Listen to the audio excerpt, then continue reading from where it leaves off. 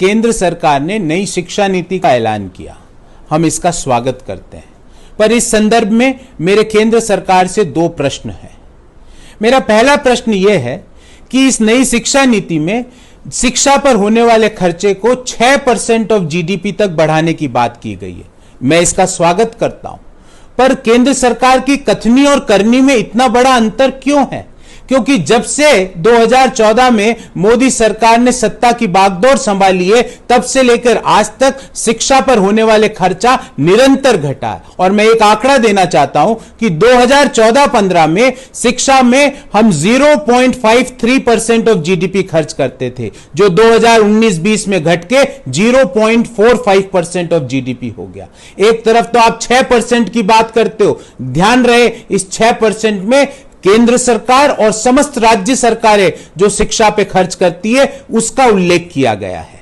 और मेरा दूसरा प्रश्न यह है कि क्वालिटी ऑफ एजुकेशन आज की सबसे बड़ी जरूरत है। शिक्षा में गुणवत्ता आज की सबसे बड़ी जरूरत है। उसको किस तरह इंप्रूव किया जाए, उसके सुदृढ़ उपाय इस शिक्षा नीति में क्यों नहीं उल्लेखित किए गए हैं? और मैं ये बात क्यों कह रहा हूं, उसके दो कारण हैं।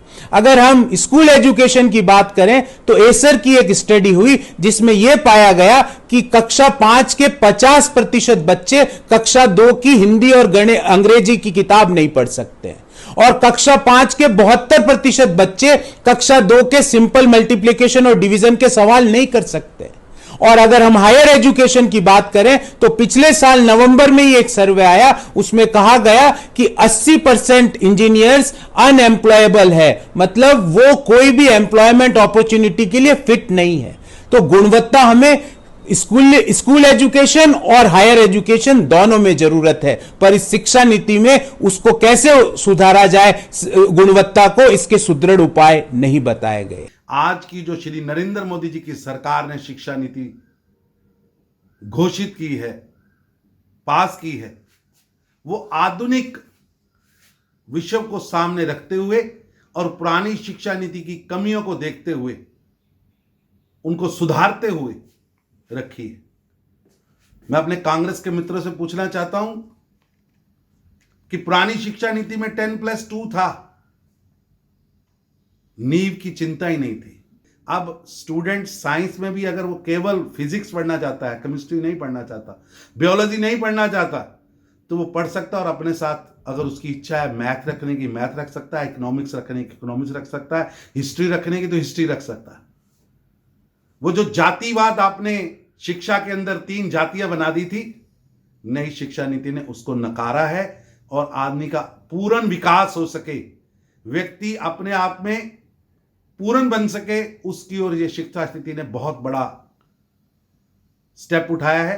आपने बचपन से ही जो बेसिक शिक्षा में विदेशी भाषा को रखा था, हमने बेसिक शिक्षा के अंदर कि उसको बेसिक चीजें, फार्मूलाज, जानकारियां, ज्ञान का आधार अपनी मदर टंग में जितनी तेजी से समझ आता है किसी में नहीं आता। नई शिक्षा नीति ने मदर टंग यानी हमारी अपनी भाषा, उसके अंदर हम वो चीजें सीखें, और उसके बाद केवल अंग्रेजी नहीं दुनिया भर की भाषाएं सीखें हायर एजुकेशन में जाकर।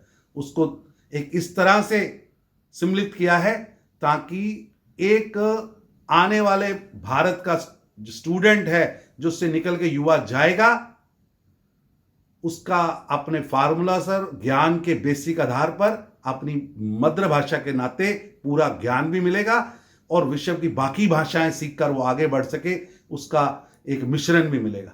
6% जीडीपी हमारी शिक्षा नीति का बेसिक आधार है। पहले कभी 1968 में 6% जीडीपी का खर्च करने की बात हुई थी, लेकिन मैं पूछना चाहता हूं अपने मित्रों से कि कांग्रेस की सरकारें रही, सपा की रही, जप्पा की रही, डप्पा की रही, किसी ने 6% जीडीपी खर्च किया? आज नरेंद्र मोदी जी कमिटमेंट के साथ आए हैं कि हम 6% जीडीपी खर्च करेंगे।